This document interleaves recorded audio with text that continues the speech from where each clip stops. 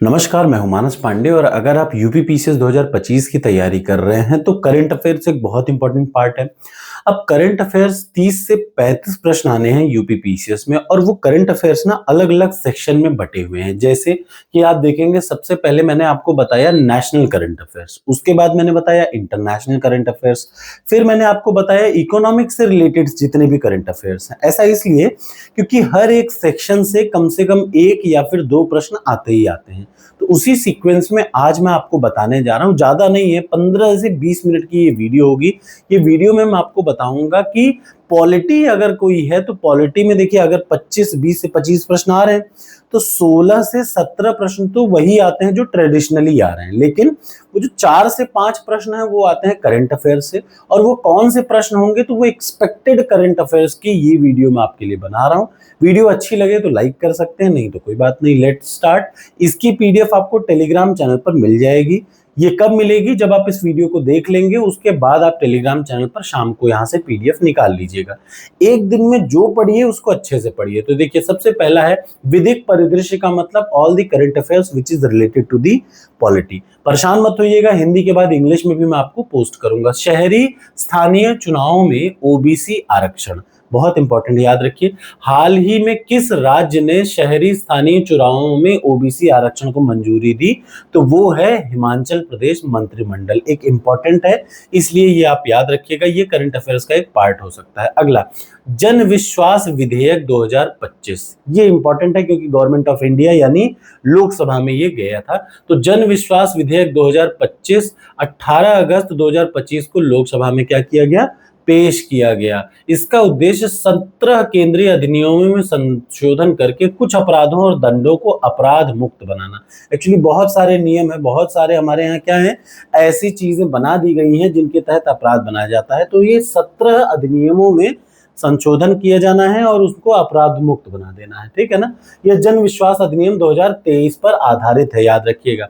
जन विश्वास अधिनियम 2023 है और उसी का अपडेटेड वर्जन जिसे विश्वास विधेयक 2.0, जन विश्वास विधेयक 2.0 कहा जा रहा है, वो पेश किया गया 2025 में। वो ये है, इसका मतलब कि बहुत सारे ऐसे हैं, जैसे देखिए 42 कानूनों के 288 प्रावधानों को गैर आपराधिक बनाना है ताकि व्यापार मुक्त व्यापार सुगमता को बढ़ावा दिया जा सके। एक इंपॉर्टेंट चीज है, याद रखिएगा। मूल अधिवास आधारित आरक्षण किसने? कर्नाटक के लिए है ये। कर्नाटक राज्य मंत्रिमंडल ने मूल अधिवास आधारित आरक्षण यानी कर्नाटक राज्य उद्योगों कारखानों में वहां के लोकल लोगों के लिए आरक्षण को मंजूरी दी गई, प्राइवेट में भी। ठीक, विदित हो कि इसके पहले हरियाणा, आंध्र प्रदेश जैसे राज्यों ने ऑलरेडी अपने यहाँ निजी क्षेत्र में, मतलब गवर्नमेंट नहीं, प्राइवेट क्षेत्रों में भी अगर नौकरी करनी है तो वहां के लोकल लोगों को ही बनाना है। ऐसा नियम बनाया किसने? हरियाणा, आंध्र प्रदेश जैसे राज्य ने। और अब किसने बना दिया? कर्नाटका ने। अगला आ जाइए, मूल अधिवास आधारित आरक्षण से क्या संबंध आप समझते हैं? तो ये पंजाब और हरियाणा हाईकोर्ट के न्यायालय का क्या निर्णय है? इसने अधिनियम को, हरियाणा के अधिनियम को उच्च न्यायालय ने क्या कर दिया? असंवैधानिक घोषित किया है। ठीक, अगला, सर्वोच्च न्यायालय क्या कहता है? सर्वोच्च न्यायालय ने हाल ही में पीजी मेडिकल सीटों में अधिवास आधारित आरक्षण को क्या किया? असंवैधानिक किया। अब अनुच्छेद 14 का उल्लंघन है, याद रखिएगा। तो प्रश्न क्या आएगा? समानता का अधिकार आ सकता है। किससे संबंधित? इस चीज से संबंधित कि अगर मैं उत्तर प्रदेश का हूं तो उत्तर प्रदेश की रिजर्व सीटें मेरे लिए हूं। वैसे ही अब आप देखिए उत्तर प्रदेश में तो ऐसा बिल्कुल नहीं होता, लेकिन अदर स्टेट में खूब ऐसा होता है। अगर आप उत्तराखंड के हैं तो आप बाहरी हैं तो उत्तराखंड में आप नौकरी पाना एक बहुत बड़ा मुश्किल, चैलेंजिंग जॉब होता है, लेकिन आप बाहरी हैं तो यूपी में आराम से आप पा सकते हैं। तो देश के लिए काम करना एक बहुत जरूरी है, तो उत्तर प्रदेश तो काम कर रहा है। राष्ट्रीय खेल प्रशासन अधिनियम 2025, अगस्त 2025 में द्रौपदी मुर्मू जी जो भारत की राष्ट्रपति हैं, राष्ट्रीय खेल अधिनियम 2025 को क्या कर दिए? स्वीकृति प्रदान कर दी है। बहुत इंपॉर्टेंट है, भारत में खेल प्रशासन में पारदर्शिता और जवाबदेही के लिए बनाया गया है। इतनी सी चीजें आपको इसके बारे में जाननी है। एससी एसटी आरक्षण में क्रीमी लेयर की मांग। अब आपको पता होना चाहिए क्रीमी लेयर से संबंधित क्या है।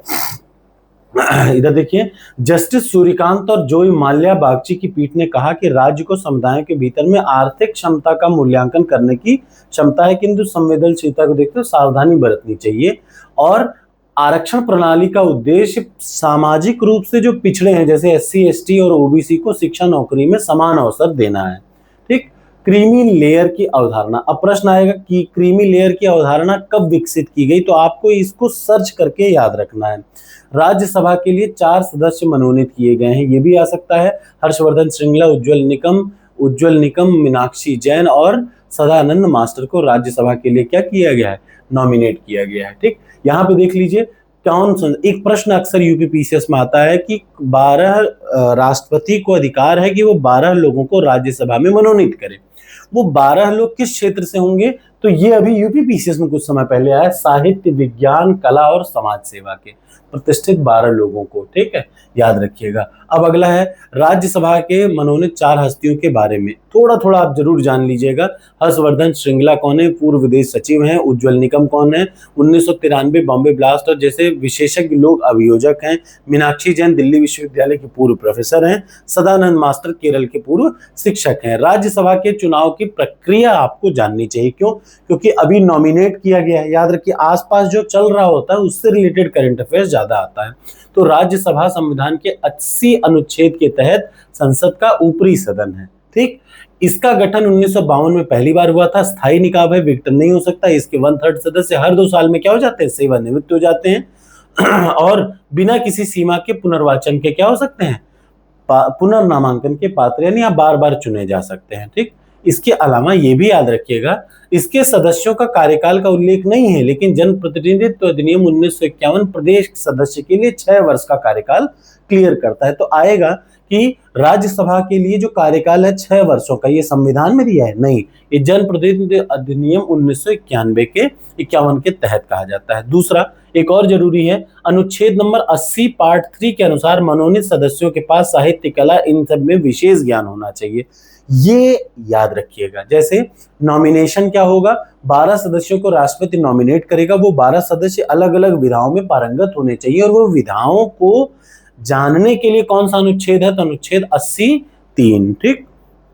अगला, सर्वोच्च न्यायालय की सीधी भर्ती में आरक्षण। पहली बार सर्वोच्च न्यायालय ने अपने गैर न्यायिक भर्ती में क्या किया है, आरक्षण देने की बात कही है। एक सर्कुलर जारी किया है। भारत के मुख्य न्यायाधीश BR गवई द्वारा सर्वोच्च न्यायालय अधिकारी और सेवक नियम 1961 के 4A में संशोधन करने का निर्णय लिया गया। अब ये आ सकता है, याद रखिएगा। अब इसमें क्या है, इसको संशोधन करने का निर्णय संविधान के 146(2) के अंतर्गत लिया गया। ये भी आपको याद रखना चाहिए, क्यों, सर्वोच्च न्यायालय की शक्ति है ये अनुच्छेद नंबर 146(2), उसके तहत ये क्या किया, संशोधन किया गया। ठीक। अगला, आरक्षण के तहत शामिल पद कौन कौन से होंगे, ये भी बहुत इंपॉर्टेंट प्रश्न है, क्योंकि सर्वोच्च न्यायालय ने किया है इसलिए ये महत्वपूर्ण हो जाता है। जूनियर कोर्ट सहायक, न्यायिक कर्मचारी पद, वरिष्ठ निजी सहायक, लाइब्रेरियन, चैम्बर असिस्टेंट, अन्य गैर न्यायिक पद, रजिस्ट्रार। ठीक। न्यायिक सेवा में अभी रजिस्ट्रार पद पर कुछ समय पहले ही सुप्रीम कोर्ट में मेरे पढ़ाए हुए 1-2 लोग अभी पहुंचे हैं। न्यायिक सेवा में 3 वर्ष की वकालत अनिवार्य।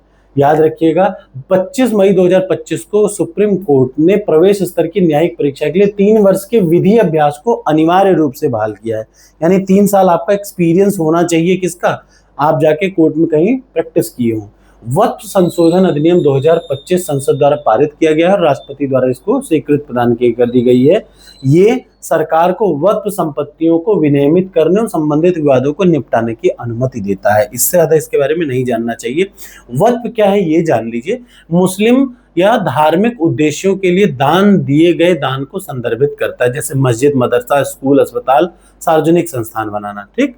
भारत में कितनी संपत्तियां हैं, 8.72 लाख वक्फ संपत्तियां हैं। त्रिभुवन सहकारी विश्वविद्यालय विधेयक 2025, संसद ने त्रिभुवन सहकारी विश्वविद्यालय 2025 का है। इसका उद्देश्य क्या है, गुजरात के आनंद में देश का पहला सहकारी विश्वविद्यालय स्थापित करना है।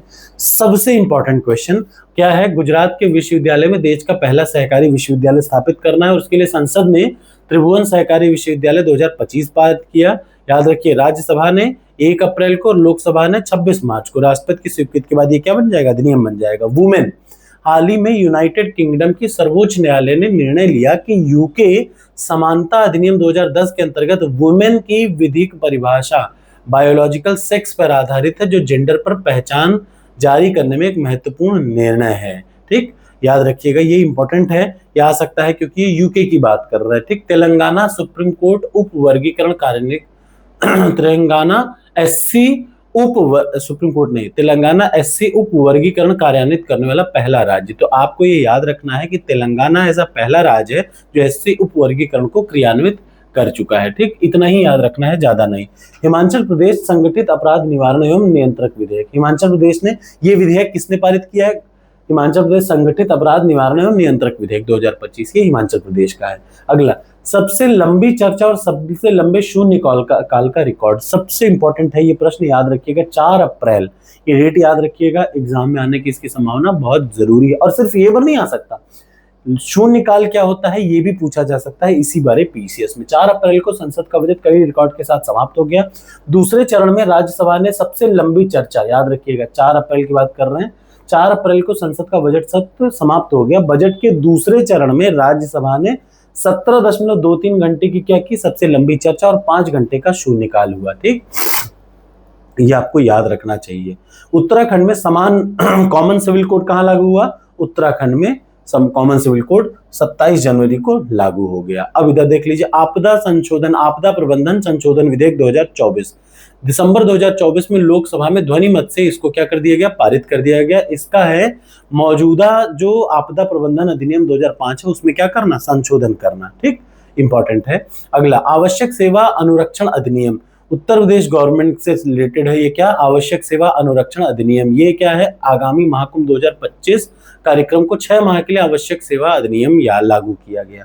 ये एक बात याद रखिएगा, महाकुंभ से संबंधित एक प्रश्न तो जरूर आने वाला है, इसलिए आपको तैयारी भी वैसे ही रखनी चाहिए। 23वें विधि आयोग की घोषणा। अब देखिए, पॉलिटी से ऐसा नहीं, बहुत सारे करंट अफेयर्स आएंगे, 1-2 आएंगे लेकिन वो इन्हीं से रिलेटेड आएंगे। केंद्र सरकार ने 23वें विधि आयोग के गठन की अधिसूचना की। इसका कार्यकाल 3 साल के लिए होगा, 1 सितंबर 2024 से 1 अगस्त 2027 तक। ठीक, अब आपको ये पता होना चाहिए जो विधिक आयोग होता है उसकी क्या रहती है। तो एक पूर्णकालिक अध्यक्ष, 4 सदस्य, पदेन सदस्य के रूप में कानूनी मामलों के विभाग के सचिव, पदेन सदस्य के रूप में विधायी के सचिव, 5 से अधिक अंशकालिक सदस्य नहीं हो सकते। ठीक, ये इंपॉर्टेंट है, आपको याद रखना चाहिए। सुप्रीम कोर्ट के महत्वपूर्ण निर्णय, सुप्रीम कोर्ट का लैंगिक न्याय पर निर्णय दिया। ठीक, अब ये कौन सी दिया? तो भारतीय दंड संहिता के 375 के अपवाद 2 की वैधता को बरकरार रखा है। तो आपको ये प्रश्न याद रखना चाहिए। ठीक है, ये कहता है कि वैवाहिक बलात्कार अपवाद के नाम से जाना जाता है। 18 वर्ष से कम आयु की पत्नी के साथ यौन संबंध 375 के तहत बलात्कार माना जाएगा। विशेष गहन पुनरीक्षण प्रक्रिया, सर्वोच्च न्यायालय का हस्तक्षेप। बिहार में विधानसभा चुनाव से पहले निर्वाचन आयोग ने विशेष गहन पुनरीक्षण के तहत 1 अगस्त 2025 को मतदाता सूची मसौदा प्रकाशित किया। इसमें 65 लाख मतदाताओं के नाम हटा दिए गए। ठीक, और इसकी वजह से सुप्रीम कोर्ट को इसमें क्या करना पड़ा? इंटरफेयर करना पड़ा। विशेष गहन पुनरीक्षण निर्वाचन आयोग द्वारा मतदाता सूची को शुद्ध करने की एक प्रक्रिया है। तो ये प्रश्न एसआईआर क्या है ये आपको याद होना चाहिए। क्या? स्पेशल इन्वेस्टिगेशन रिपोर्ट, या फिर जो भी हो, विशेष गहन पुनरीक्षण क्या है? निर्वाचन आयोग द्वारा मतदाता सूची को शुद्ध करना और दोबारा रिवाइज करना। ठीक, राज्यों में परिसीमन पर सर्वोच्च न्यायालय का निर्णय। 27 जुलाई 2025 को सर्वोच्च न्यायालय ने स्पष्ट किया कि आंध्र और तेलंगाना जैसे राज्य जम्मू में किए गए परिसीमन का हवाला देकर यहां भी परिसीमन की मांग नहीं कर सकते। ठीक है, परिसीमन क्या है? ये वो प्रक्रिया है जिसमें जनगणना के आधार पर लोकसभा में, विधानसभा में सीमाओं का पुनर्निर्धारण किया जा सकता है। ठीक, परिहार पर सर्वोच्च न्यायालय के दिशा निर्देश। अब क्या जरूरी है? एक एक चीज, परिहार क्या है ये आपको पता होना चाहिए। सजा की प्रकृति में परिवर्तन किए बिना जेल की सजा की अवधि को कम करना क्या कहलाता है? रिमिशन या परिहार। मोस्ट इंपॉर्टेंट क्वेश्चन है, ये सारे करंट अफेयर्स आ सकते हैं। किसके? ये सब पॉलिटी के करंट अफेयर्स हो सकते हैं। सर्वोच्च न्यायालय द्वारा समलैंगिक विवाह पर निर्णय 2023 अक्टूबर का है, तो आपको इसको बहुत ज्यादा नहीं पढ़ना चाहिए। अब यहाँ पे देख लीजिए, दिव्यांगता अधिकार, मूल अधिकार, ये इंपॉर्टेंट है। सुप्रीम कोर्ट ने कहा कि दृष्टिबाधित उम्मीदवार न्यायिक सेवा परीक्षाओं में भाग ले सकते हैं तथा इस बात पर बल दिया कि दिव्यांगजन अधिकार 2016 के तहत दिव्यांगता आधारित भेदभाव के खिलाफ मौलिक अधिकार माना जाना चाहिए। ये याद रखिएगा। बुलडोजर न्याय पर सर्वोच्च न्यायालय के दिशा निर्देश। 2024 नवंबर में सर्वोच्च न्यायालय ने 142 अनुच्छेद के तहत, अब देखिए, आप अगर एग्जाम में देखेंगे और उसके बाद अगले दिन आप आके अपनी आंसर शीट मैच करा रहे होंगे तो हो सकता है आपको दिख जाए अनुच्छेद 142। क्यों? वो अनुच्छेद 142 कहाँ पे आया है? करंट अफेयर से आ चुका है, इस वजह से आपको याद रखना चाहिए। तो ये पीडीएफ आप जब लेंगे तो एक एक चीज को याद रखिएगा, जैसे ये 142 अखिल भारतीय दिशा निर्देश दिए गए हैं, यह सुनिश्चित किया जाए कि सेवाओं नागरिकों की संपत्तियों को ध्वस्त करने हेतु सही प्रक्रिया अपनाई जाए। ठीक, बुलडोजर न्याय में सर्वोच्च न्यायालय ने ये सारे दिशा निर्देश दिए। सरकारी नौकरी में भर्ती नियमों के बीच में बदल नहीं सकते, ये भी एक बहुत इंपॉर्टेंट नहीं है। डीवाई चंद्रचूड़ जी ने कहा था कि सरकारी नियमों को एक बार आपने नोटिफिकेशन लॉन्च कर दिया तो बीच में आप चेंज नहीं कर सकते। अल्पसंख्यक संस्थानों पर सर्वोच्च न्यायालय का निर्णय, सर्वोच्च न्यायालय की 7 सदस्यीय, याद रखिए 7 न्यायाधीशों की 4-3 के बहुमत से अलीगढ़ मुस्लिम विश्वविद्यालय की अल्पसंख्यक संस्थान के रूप में मान्यता को बरकरार रखा। तो ये इंपॉर्टेंट है क्योंकि this is related to the Uttar Pradesh only. ठीक, हिमाचल प्रदेश में शादी की न्यूनतम आयु कितनी हो गई है? 21 हो गई है। इतने इंपॉर्टेंट करंट अफेयर्स हैं जो आपको याद रखने चाहिए। ठीक, और आशा है कि आप इतने चीजों को ऐसे ही याद रखेंगे। एक बार आप इस वीडियो को पूरा देख लेंगे, उसके बाद ये पीडीएफ टेलीग्राम चैनल पर मैं शेयर कर दूंगा, अच्छे से पढ़िएगा और आपको बहुत मजा आएगा क्योंकि एग्जाम में इससे प्रश्न आने वाले हैं। अब मैं जल्दी जल्दी से अगले 2 से 3 दिन में आपको सारे करंट अफेयर्स की पूरी वीडियो दे दूंगा ताकि आप कम समय में रिवाइज कर पाएं। Thank you so much.